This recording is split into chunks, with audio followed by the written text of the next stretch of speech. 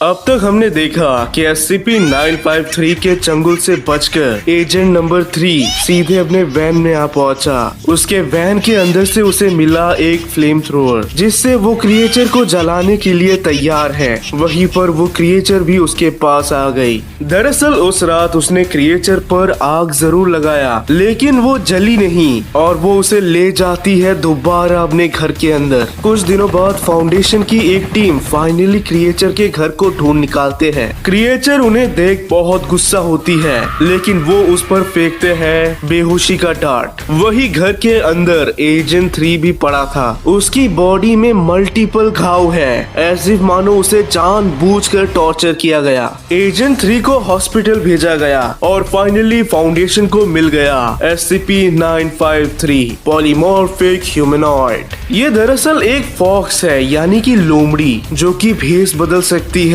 और आपके माइंड तक को कंट्रोल कर सकती है। उसके 1 से लेकर 9 पूंछ होते हैं। कभी कभार यूं तो वो किसी का भी रूप ले सकता है लेकिन ज्यादातर टाइम वो एक ब्यूटीफुल कोरियन वुमेन में ट्रांसफॉर्म होता है। ये बहुत ही सुंदर होती है लेकिन उसका पूरा बॉडी चेंज नहीं होता।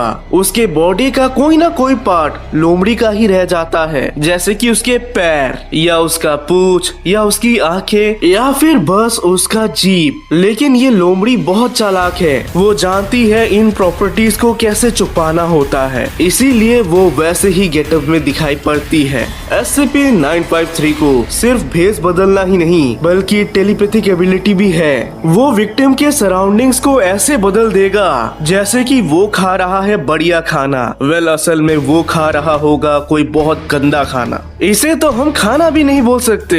करीब 1 हफ्ते बाद एजेंट 3 को होश आता है और उसे सीधे भेजा जाता है फाउंडेशन के एक कंसल्टेंट के पास ताकि उन्हें पता तो चले कि उस रात उनके साथ क्या हुआ। इस इंटरव्यू के दौरान कंसल्टेंट उसे बताता है कि वो जल्द ही SCP-953 को मार देंगे। इस बात पर एजेंट 3 पैरानॉइड हो गया। वो कंसल्टेंट से रिक्वेस्ट करता है कि प्लीज उसे मारो मत, उसे मारना बहुत बड़ी गलती होगी। इनफैक्ट आप उसे कंटेन करके ही रखो लेकिन किसी बेटर प्रोसीजर से, पुराने प्रोसीजर से काम नहीं आएगा क्योंकि SCP-953 भले ही उतना हार्मफुल नहीं दिखती लेकिन वो बहुत डेंजरस हो सकती है। वो बस अपनी आंखों से लोगों को वश में कर सकती है और वो कितने भी लोगों को क्यों ना मार दे उसका मन कभी नहीं भरता। एजेंट 3 ने उसे देखा है कैसे वो उसे शिकार करने के चलते बहुत डरावनी हो जाती है और वो अजीब से हंस रही होती है। वो कंसल्टेंट को अलग अलग मेथड्स के बारे में बताता है जिससे वो SCP-953 को कंटेन कर पाए, लेकिन प्लीज उसे जिंदा ही रखिए। इस बात पर कंसल्टेंट पूछता है,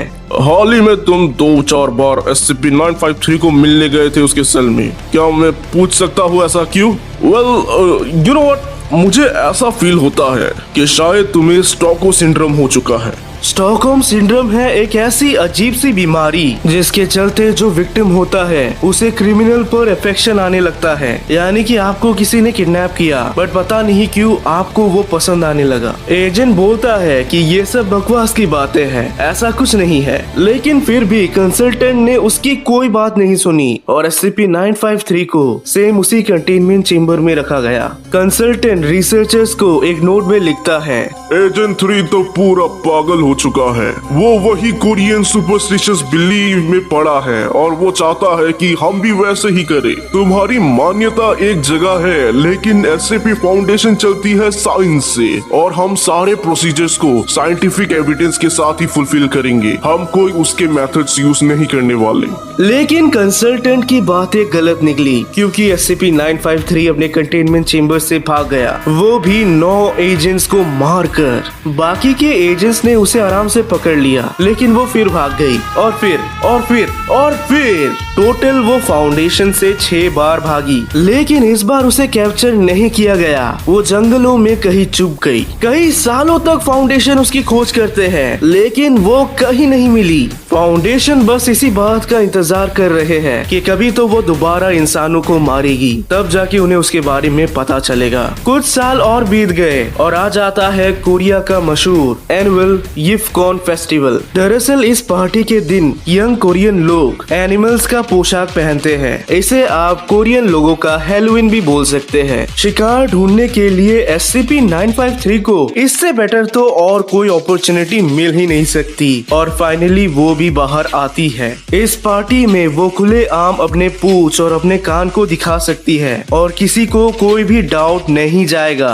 उल्टा कुछ लोग उसकी बॉडी फिगर को देख उसे एडमायर करने लगे, लेकिन ज्यादातर लोग उसे ध्यान नहीं देते और यही है उसका बेस्ट मौका एक बहुत बड़ा कांड करने का। SCP-953 एक होटल में रूम बुक करती है और कुछ अनजान लोगों को वो रात को पार्टी के लिए ऑफर करती है। क्योंकि वो इतनी सुंदर है तो ये लोग उसे मना नहीं कर पाए और मना करके भी क्या ही करेंगे, क्योंकि आज तक इस फेस्टिवल में कभी कुछ बुरा नहीं हुआ। पर बेचारों को खतरे का कोई आइडिया नहीं। वो उसी के साथ चले जाते हैं उसके रूम में। रूम के अंदर कई सारे वाइन के बोतलें होते हैं और SCP-953 बेड पर बैठी होती है। They are all attracted by her beautiful body and you know what? You know what's going to happen. Something so terrible that even you can't imagine. SCP-953 दरवाजे को बंद करती है। ये तीनों आपस में बात कर रहे हैं। वहीं पर बैकग्राउंड में वो खुद को प्रिपेयर कर रही है। करीब 1 घंटे बाद होटल के बाकी के रूम्स के लोग रूम नंबर 1408 से बहुत दर्दनाक चीख सुन पाते हैं, इसीलिए वो बुलाते हैं पुलिस को। पर जब पुलिस आती है तो वो एरिया पूरा शांत होता है। कॉरिडोर में कोई चिल्लाने की आवाज नहीं। रूम नंबर 1408 को नॉक करने पर क्रिएचर दरवाजा खोलती है और वो बताती है कि यहाँ पर सब ठीक है, बस एक छोटी सी पार्टी हो रही है। SCP-953 ने काइंड ऑफ उन्हें अपने वश में कर लिया, क्योंकि जैसे ही वो जा रहे होते हैं वही अंदर से विक्टिम्स दर्द के मारे चिल्लाते हैं, लेकिन वो ये सब आवाजें सुन ही नहीं पाते। SCP-953 मजे से सबको मारती है। अगली सुबह आती है मेड जो हर रूम को साफ करती है। वो रूम नंबर 1408 को नॉक करती है, लेकिन दरवाजे को कोई नहीं खोलता। इसके चलते वो खुद ही दरवाजा खोलती है। दरवाजा खोलकर उसने कर दी सबसे बड़ी गलती। वो देख पाती है कि एक औरत है जो फर्श पर पड़े आदमियों को चीर रही होती है। रूम के अंदर लाशें ही लाशें हैं। तुरंत वो पुलिस को कॉल करती है और उन्हें इस बारे में बता ही रही होती है कि तभी दरवाजे के अंदर से आता है एक हाथ जो उसके बालों को पकड़ उसे रूम के अंदर ले जाता है। उस बेचारी मेड को आप दोबारा कभी देख नहीं पाओगे। इसे कॉल के चलते फाउंडेशन को भी पता चल गया, लेकिन जब तक वो पहुंचे पूरा होटल डेड बॉडी से भर चुका था। कोई बिस्तर के नीचे मरा पड़ा है तो किसी को बाथरूम में ही लटका दिया गया, एक को कारपेट में रोल करके मारा गया, वही एक को चीर फाड़ के डाइनिंग टेबल में सजाया गया। तुरंत उन्होंने SCP-953 को बेहोशी का डांट देकर उसे पकड़ लिया